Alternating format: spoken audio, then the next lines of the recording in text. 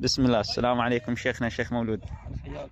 عليكم السلام ورحمة الله. شيخ، حال هذا القبر؟ نعم الله يرضى عنكم. هذا قبر ثائر الله يرحمه تونا دفناه، وهذا القبر قديم أصلا لا يوجد أثر لقبر من زمان، مقبرة لكن صح في نهاية المقبرة ولا يوجد أثر لقبر، فحفروا بقصد أنه يدفنون أخونا ثائر بن عمنا الله يرحمه رحمة الله عليه.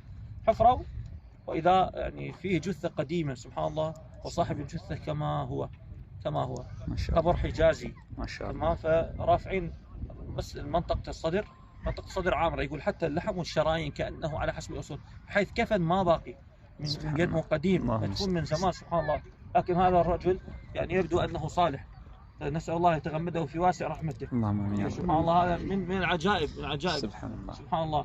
هاي يعني رب العالمين يوري العباد أحباب، مصير أحبابه الصالحين. هذا واحد من الصالحين ما شاء الله أن يجدد عشرات السنين والجثة كما هي. ما شاء الله أن يجدد آثار. الآن جددوا القبر. نعم. هو ما نعم. كان قبر. نعم سبحان الله. جددوا الآن معالي القبر، أهل القرية وضعوا هذا الحمد لله. لا أحد يعرف رحمة الله عليه. صلى الله على سيدنا محمد وعلى آله وصحبه أجمعين.